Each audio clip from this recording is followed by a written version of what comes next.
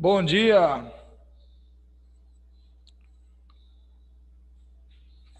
Até agora só, deixa eu ver, Natália Assis e João Ricardo. Bom dia, meus amigos.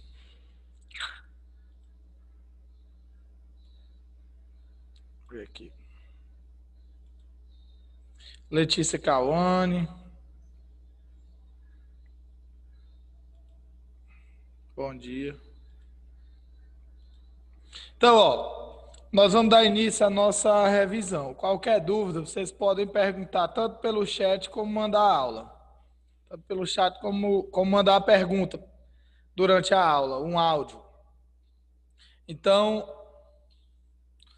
vamos lá, né? Os slides que eu escolhi para a nossa aula de revisão foi a correção do exercício sobre os 4 temas, né? Então, através das questões do exercício, nós vamos revisar. Se vocês quiserem ir acompanhando pelo livro, só abrir na página 230. Primeiro tema é o tema 1, independências na África. É um tema curto, só são o quê? 7 páginas, né? Da 230 a 237. E aqui nós vamos para os principais tópicos debatidos no tema e as principais questões do nosso exercício. Na primeira questão do exercício, eu perguntei os fatores que contribuíram para as independências na África e na Ásia. São vários, mas os principais: o declínio de potências europeias após a Segunda Guerra Mundial, a ascensão do nacionalismo. Bom dia, professor. Bom dia, minha amiga Larissa. Tudo bem? A ascensão do nacionalismo asiático e africano, influência da Carta da ONU, que previu o direito de autodeterminação dos povos, os movimentos pan-africanismo e o negritude, a Guerra Fria, que era o apoio de Estados Unidos e União Soviética aos novos países independentes, interessados em ampliar suas áreas de influência. Então vamos passo a passo aqui. Declínio de potências europeias após a Segunda Guerra Mundial. Por quê que isso contribuiu para a independência? Porque os países da Europa, eles estavam destruídos por conta da Segunda Guerra. Então, o dinheiro que eles tinham, eles iriam usar para a sua reconstrução. Eles não iriam pegar o dinheiro e manter tropas militares na África. Então, nesse momento, os recursos europeus se voltaram para a sua reconstrução. O dinheiro da França era para se reconstruir, o dinheiro da Inglaterra e assim sucessivamente. E foi nesse momento que os países asiáticos pensaram o seguinte: os povos, agora é a hora. Eles estão enfraquecidos, é o momento da gente lutar pela nossa independência. Nessa época, tanto os africanos como os asiáticos, eles já estavam imbuídos de um forte sentimento nacionalista. Nessa mesma época, termina a Segunda Guerra, você vai ver que em 1945 vai ser criada a Organização das Nações Unidas, a ONU. A ONU foi criada para garantir a paz mundial. E, na época, a ONU foi um fórum internacional em defesa da independência dos povos da África e da Ásia. A ONU era favorável. Tanto é que a ONU publicou a Carta das Nações Unidas, que previu o direito à autodeterminação dos povos. Cada povo tinha o direito de escolher o seu próprio governo e se livrar do colonialismo. Movimentos como o pan-africanismo e o negritude, buscando uma identidade cultural dos africanos e a união para lutar contra o racismo, contra o neocolonialismo, contra essa dependência econômica em relação à Europa. E a Guerra Fria, porque, como eu disse, Estados Unidos e União Soviética estavam interessados em ampliar suas áreas de influência. Então, quando um país dizia que era independente, logo ele recebia apoio dos Estados Unidos ou da União Soviética. Tudo isso contribuiu. Alguma dúvida sobre tudo que eu falei? Tem alguma dúvida?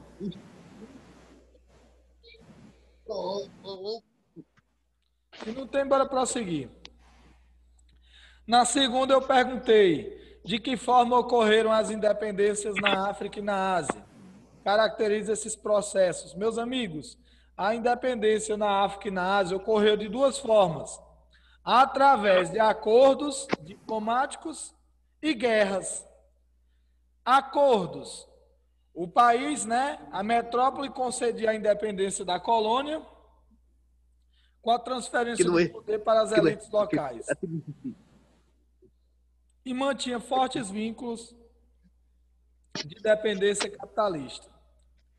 E através de guerras, que é quando a colônia lutava, uma luta armada, lógico, né, contra a metrópole, querendo cortar todos os laços, ou seja, não ter vínculo nenhum, nem político e nem econômico. Então, através de guerras era quando ocorria a perda de todos os laços com as antigas metrópoles e, geralmente, ocorria a adoção do socialismo como forma de governo. Até aqui, vocês têm alguma dúvida?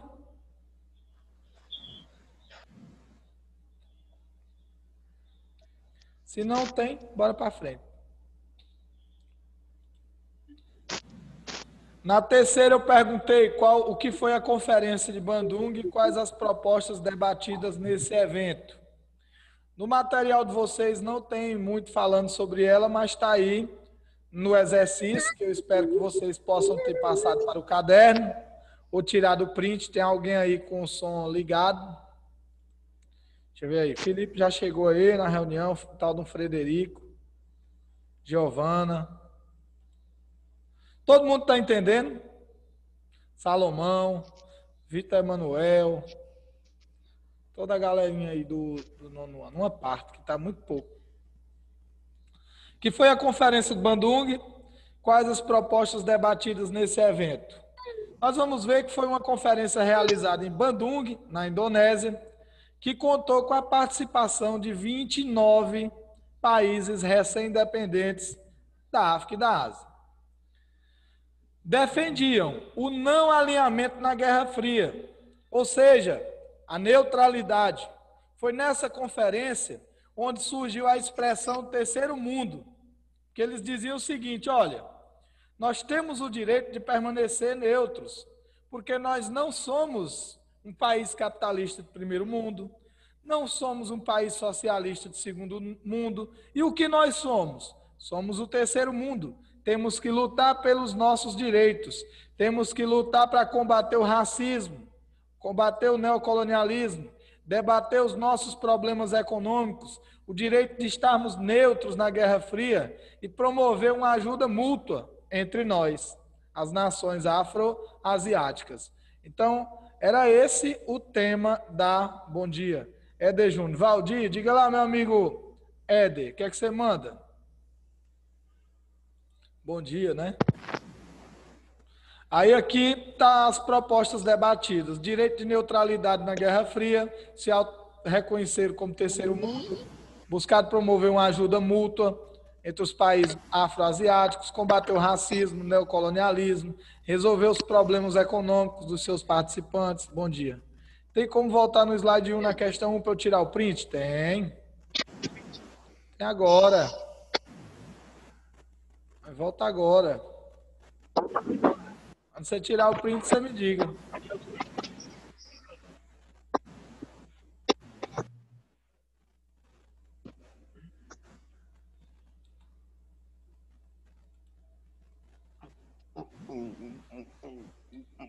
Bora lá.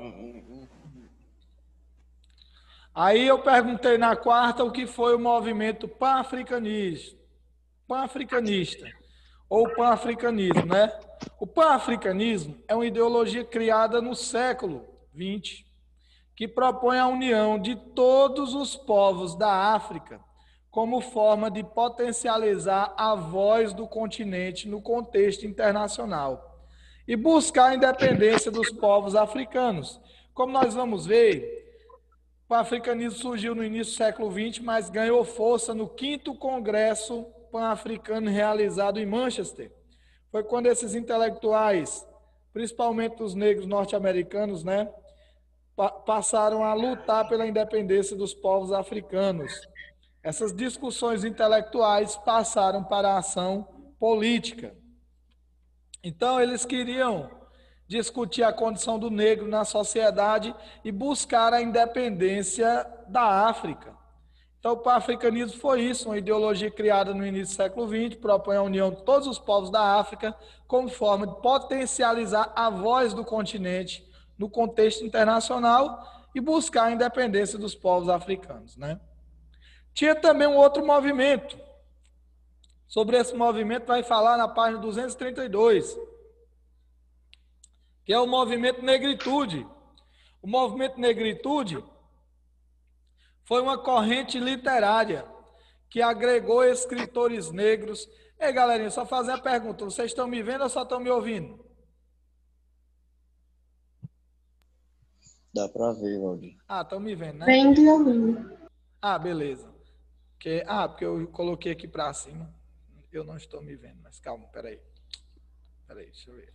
Ah, tá bom, deixa.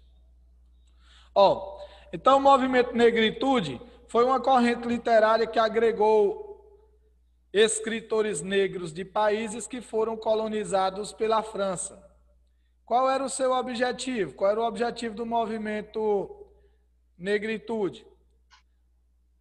A valorização da cultura e da identidade negra africana reprimida pelo racismo e pela dominação colonial, né? Então a gente vai ver que os principais nomes do movimento Negritude foi Leopoldo Senghor, de Senegal, Aimé Césaire, da Martinica, Léon Damas, da Guiana Francesa, né? Então eles buscavam justamente isso, valorizar a identidade negra reprimida pelo racismo e pela dominação colonial. E o termo negritude foi criado a primeira vez em 1935 por Aimé Césaire. Diga aí. Professor, negritude é quando é os povos indígenas, os povos africanos. O movimento Negritude é um movimento formado por grandes intelectuais africanos da literatura, que buscava valorizar a cultura e a identidade negra, que era reprimida pelo racismo e a dominação colonial. Então, eles escreviam livros e buscavam promover artigos que valorizassem a identidade e a cultura africana. Na sexta, eu perguntei qual ano é considerado o ano da África e por quê. Meus amigos, até essa altura, pelo tanto que eu falei ao longo do mês, dá para você saber que o ano da África, o ano africano, é o ano de 1960. Porque foi esse ano que ocorreu a independência de vários países da África, 17 países só em 1960. Então a África deu origem a 53 países independentes, mas só em 60 foram 17. A gente vai ver que a independência da África ocorre no intervalo de tempo entre 1945 e 1975, ou seja, um intervalo de 30 anos, e o auge, o ano africano, é 60. Só em 60, 17 países da África se tornaram independentes. Aí, eu peço para você, na sétima, descrever como ocorreu a independência da Argélia. Sobre a independência da Argélia, fala na página 234. Vai dizer que a Argélia era uma colônia francesa e era responsável por fornecer à França petróleo, por fornecer também a produção agrícola, ou seja, 60% da produção agrícola francesa vinha da Argélia, né? Então era uma colônia rica em grãos, fornecia além de grãos, petróleo, e a França não queria perder a região da Argélia. Foi nesse momento que o governo francês, que na época era comandado por Charles de Gaulle, não aceitou a independência da Argélia. Nós vamos ver que em 1954, lá na Argélia, surgiu um grupo que lutava pela independência do país, que era a Frente de Libertação Nacional da Argélia, comandada por Ben Bella. Pois bem, esse movimento começou a praticar alguns atentados. Foi nesse momento onde começou a luta pela independência da Argélia, que durou de 1954 até 1962. A gente observa que essa luta foi longa e também teve uma série de perdas humanas. Mais de 1 milhão de pessoas perderam sua vida nessa luta. E aí, no ano de 1962, a França assinou o Armistício de Evian, também chamado de Paz de Evian, e reconheceu a independência da Argélia. Então, está aí, a independência da Argélia foi através da luta e só foi reconhecido em 62. E as colônias portuguesas? As colônias portuguesas, elas só conquistaram a sua independência após 1974, a maioria delas em 75. E só após o fim da ditadura de Antônio Oliveira Salazar em Portugal, que era o salazarismo. A ditadura de Salazar foi derrubada por um movimento chamado de Revolução dos Cravos. Sobre isso você vai ler da página 235 e 236, está falando da independência das colônias portuguesas, e a 237. Aí eu perguntei o que foi a Revolução dos Cravos. Foi um movimento civil, socialista, comunista, populares e militar, que derrubou a ditadura salazarista e implantou a democracia em Portugal no ano de 1974. Revolução dos Cravos porque o grupo que estava às ruas lutando pelo fim da ditadura portuguesa, tinha algumas integrantes que eram mulheres e elas chegavam próximos aos fuzis dos soldados salazaristas e colocavam cravos. Quando eles viram que era um movimento popular e pacífico, até os próprios militares se revoltaram e tiraram o ditador Salazar. Na nona eu perguntei de que forma ocorreram as independências das colônias portuguesas na África. Nós vamos ver que elas ocorreram através de guerras, como por exemplo Angola. Angola conquistou a sua independência em 1975. O grupo que liderou foi o Movimento Popular pela Libertação de Angola, o grupo socialista. E aí, Angola, em 75, tornou-se um país independente. Mas, de 75 até 2002, teve uma guerra civil que vitimou 500 mil pessoas, entre grupos socialistas e grupos capitalistas. Moçambique conquistou a sua independência em 75, liderado pela Frelimo, Frente de Libertação Moçambicana, também um grupo socialista.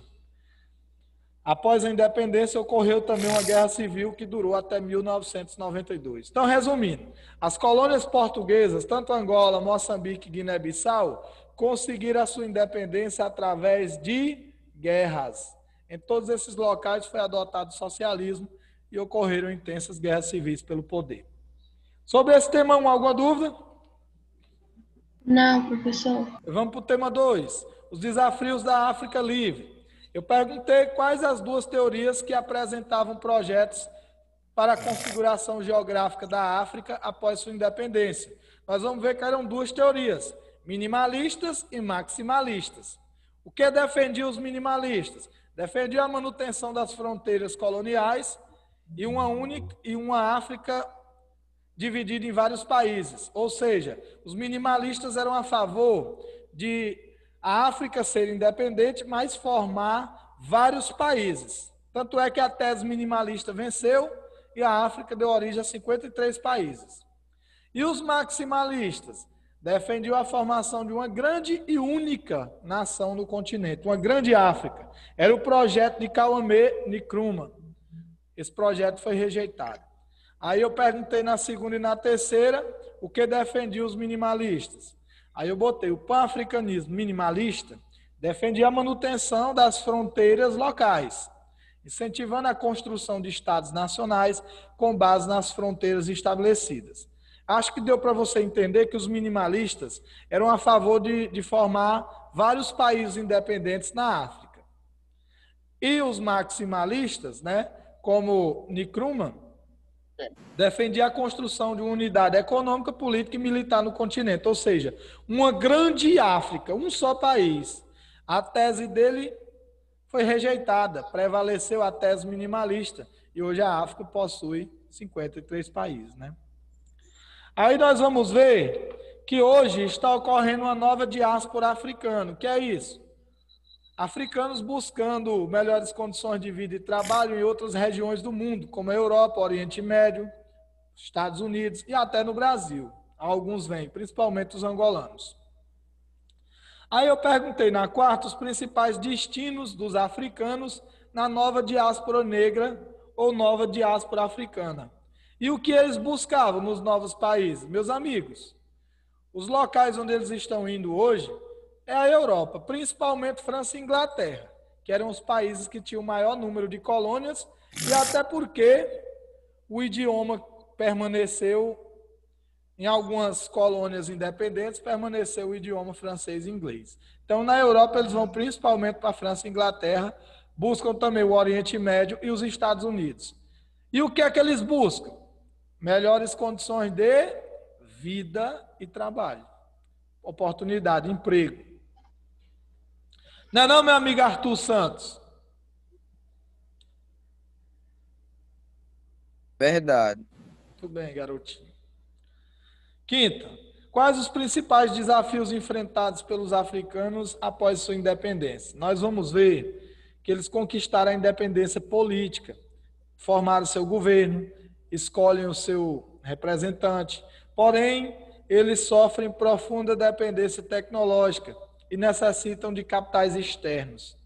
Ocorre uma enorme falta de profissionais, como médicos, engenheiros, professores, agrônomos e etc. E também um grande desafio que eles têm que fazer é superar as desigualdades e a pobreza, que geram os piores indicadores sociais do mundo. Como a gente viu, a expectativa de vida em alguns países é muito baixa, não chega nem a 40 anos, né? Aí, a política do apartheid na África do Sul já é o tema 3, começa na página 242 e vai até a página 245. Eu perguntei como era dividida a população da África do Sul. A África do Sul que se tornou independente em 1910. Nós vamos ver que 19% da população era formado por brancos, descendentes de holandeses e ingleses, que eram chamados de afrikaners. 81% da população era formado pelos negros nativos do continente.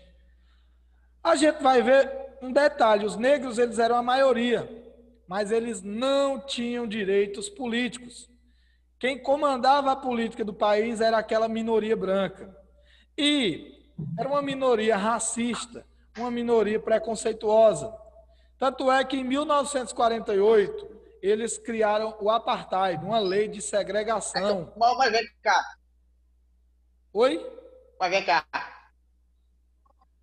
Oi. Oi. Peraí. Oi, vem cá.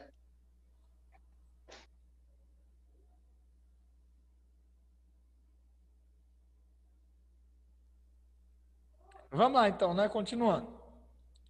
Na segunda eu perguntei quando foi adotada a lei do apartheid e pedi para você caracterizar. O apartheid foi adotado em 1948.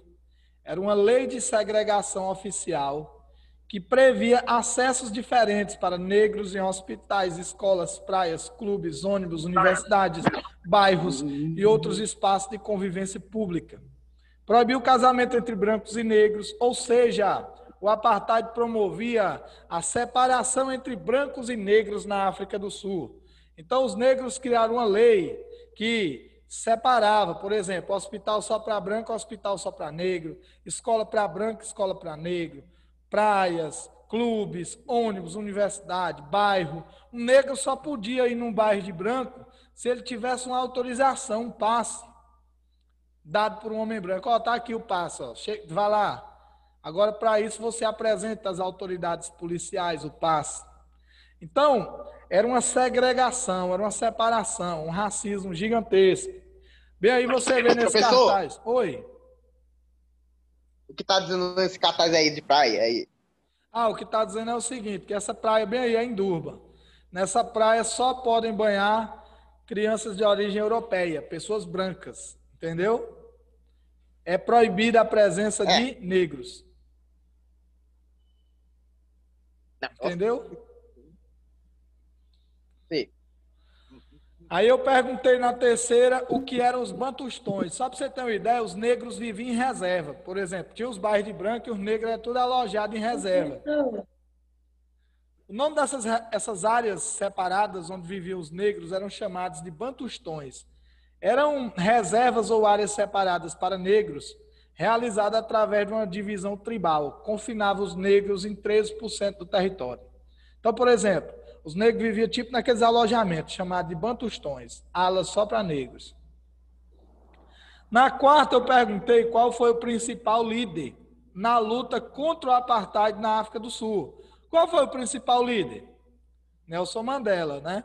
Então, o apartheid foi uma política de segregação oficial praticada pelos brancos. E o principal líder contra o apartheid foi Nelson Mandela, que era do CNA, Congresso Nacional Africano.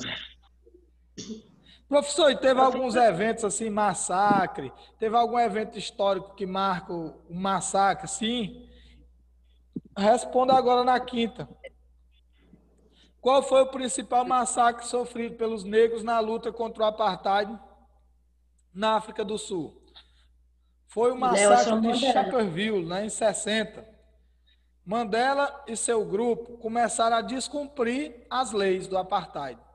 E surgiu um protesto em Sharpeville contra a lei do passe, ou seja, o direito dos negros andarem livremente, sem ter que apresentar uma autorização dos brancos. Nesse protesto reuniu várias pessoas, mas a polícia, que era comandada pelos brancos, foi lá reprimir o movimento. E, resultado, a polícia chegou e mandou bala. O resultado foi a morte de 69 manifestantes no famoso massacre de Sharpeville e na prisão de lideranças do movimento negro. Esse protesto era contra a lei do passe. Em 62, Nelson Mandela foi preso.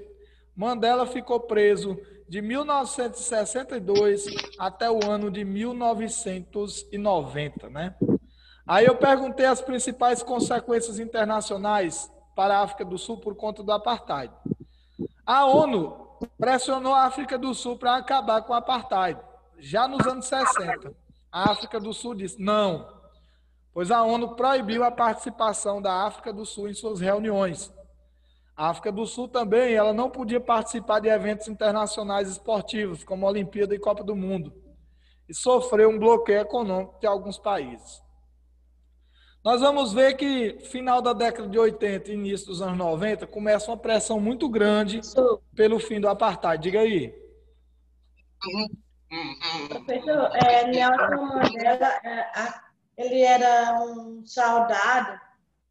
Nelson Mandela, ele era um homem negro que lutava e fazia parte do CNA. Lutava assim, de ir às ruas, de protestar, entendeu? Ele era um homem negro revoltado contra o apartheid, que se uniu a um movimento formado pelo CNA e às ruas protestar contra a existência do apartheid, entendeu?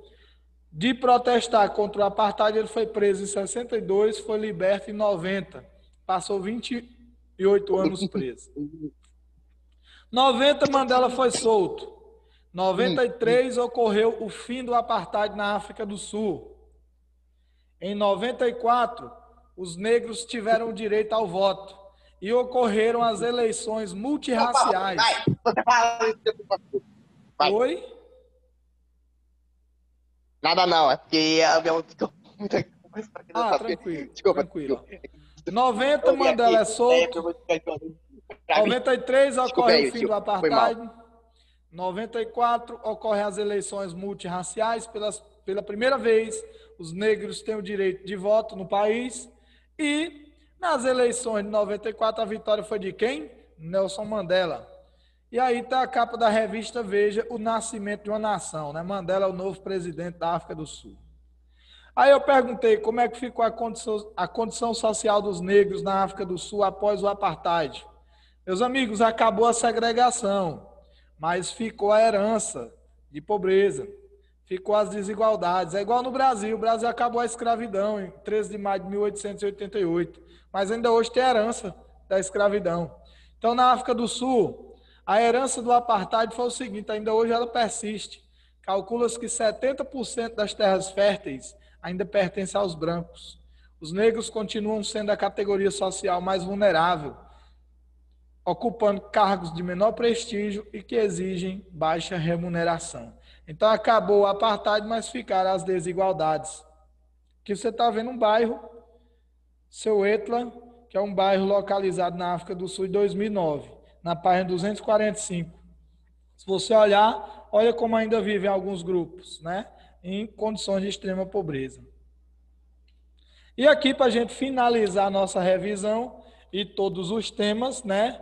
nós vamos falar da independência da Índia e da Indochina, que é o tema 4 da unidade 6. Só faz um negócio aqui, peraí. Pá.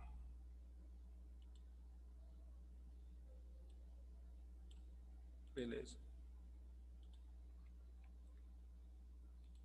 Então vamos lá.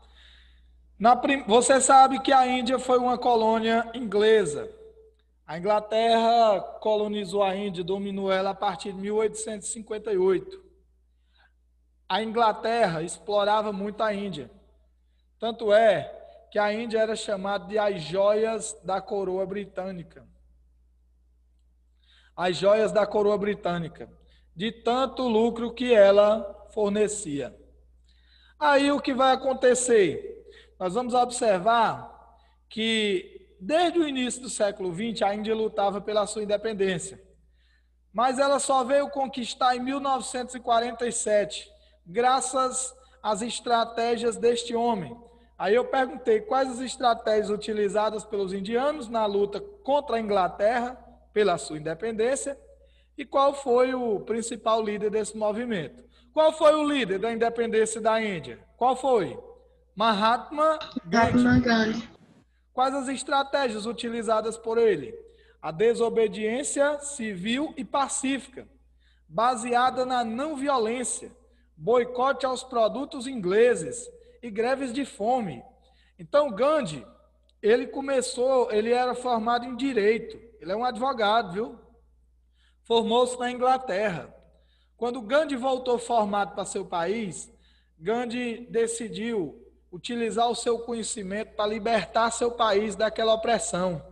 Ao invés de pegar o terno, a gravata, a pasta e começar a advogar e ganhar dinheiro, Gandhi passou a usar a roupa tradicional do seu povo e defender a independência do seu país.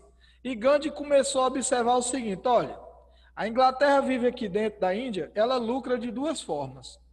Ela lucra dos impostos que a gente paga e lucra dos produtos que a gente compra. Então, nós vamos fazer uma desobediência civil. Ninguém vai pagar nada. Nem um imposto, nem uma tarifa para a Inglaterra. E vamos agir de modo pacífico. Quando chegar para nos prender, só entrega as mãos. Ah, você tem como enviar o slide? Tem. Tem sim. Mando, na hora que eu chegar em casa, eu vou mandar. Aí, ninguém pagava imposto e se entregava, e a não violência, né? Lógico. E os produtos ingleses ninguém comprava. Então, foi justamente... Valdir, tem como você enviar esse slide depois? Ah, tem. Então, a gente vai observar que o principal líder foi Mahatma Gandhi, as estratégias eram a desobediência civil e pacífica, baseado na não violência, boicote aos produtos ingleses e greve de fome. Na segunda, eu perguntei qual foi a marcha mais famosa liderada por Mahatma Gandhi na luta contra os ingleses pela independência da Índia. Qual foi a marcha? Foi a Marcha do Sal, em 1930, a Marcha do Sal, quando Gandhi mobilizou 50 mil pessoas para não comprar o sal vendido pela Inglaterra e buscar sal no mar. Meus amigos, diante da desobediência civil e pacífica, da não violência, do boicote aos produtos ingleses e das greves de fome, a Inglaterra permitiu a independência da Índia em 1947. Só que a Índia é um país dividido entre duas grandes religiões, né? Tem várias, mas as duas principais é o hinduísmo e o islamismo. Então, tinha muita disputa entre esses grupos. Por isso, a Índia foi dividida em dois países, logo em 47. Foi dividida em Índia, de maioria hindu, e Paquistão, de maioria muçulmana. Em 71, o Paquistão Oriental lutou para se separar e formou um terceiro país chamado de Bangladesh. Aí agora nós vamos para a última questão, que é sobre a Indochina, que é o Vietnã. A Indochina era uma colônia francesa, extremamente explorada. Na Segunda Guerra Mundial foi invadida pelo Japão, novamente explorado, dessa vez pelos japoneses. Termina a Segunda Guerra Mundial, a Indochina consegue se libertar do Japão, a França volta a querer dominar, mas em 54, liderado por Ho Chi Minh, a Indochina consegue a sua independência. Dá origem a 3 países, Laos, Camboja e Vietnã. Aí eu perguntei qual foi o líder pela independência do Vietnã e quando ocorreu. O líder foi esse homem aí, Ho Chi Minh. E o Vietnã se tornou independente em 54. Foi estabelecido um paralelo 38. Esse paralelo era o seguinte: o país ficava dividido. O norte era uma área de influência da União Soviética e o sul uma área de influência dos Estados Unidos. Estava prevista uma eleição para poder reunificar o país. Tudo indicava a vitória do Bloco Socialista. E foi justamente por conta dessa possível vitória do Bloco Socialista que começou a Guerra do Vietnã. Eu perguntei qual foi o líder da Guerra do Vietnã na quinta e qual o motivo que originou a guerra. O líder era Ho Chi Minh, chefe da Liga Revolucionária pela Independência do Vietnã e adepto do socialismo. Qual foi o motivo que gerou a Guerra do Vietnã? A possível vitória dos ideais socialistas numa eleição que estava prevista para reunificar o país foi o motivo que originou a guerra. Então, o Norte e o Sul entraram em guerra. O Norte apoiado pela União Soviética, o Sul apoiado pelos Estados Unidos. Os Estados Unidos, eles colocaram tropas militares dentro do Vietnã nos anos 60. Tanto é que no início eram 500 mil. Logo em seguida passou entre 2 e 3 milhões, né? Guerra do Vietnã, 64 a 75. Eu perguntei qual foi o grupo de resistência do Vietnã do Norte na Guerra do Vietnã. Foi o movimento Vietcong, que realizava guerra de guerrilha, guerra solta nas matas, surpreendendo os norte-americanos. Pedi para você caracterizar a participação dos Estados Unidos na Guerra do Vietnã. Os Estados Unidos enviaram armamentos em um número de 500 mil soldados para intervir no país. 500 mil no primeiro ano. Chegou a 3 milhões ao longo da guerra. Porém, essa foi a maior derrota militar norte-americana. Não conseguiram dominar o país e foram obrigados a se retirar da guerra por pressões da sua população contra a violência praticada nesse conflito. E aí eu já respondo a oitava. Qual foi a influência da televisão durante a Guerra do Vietnã? Quando você lê esse quadrozinho box da página 251, que tem a imagem de uma televisão, você vai ler que a Guerra do Vietnã foi a primeira a ter transmissão ao vivo. Ou seja, que já existiam as transmissões via satélite. As pessoas recebiam informações instantâneas. Exemplo. Professor, Diga aí. no jornal, Hã? eu vi os casos aumentando, coisa de violência, que em homem bate em mulher, essas coisas. Hã? Não podemos violentar as mulheres, porque as mulheres têm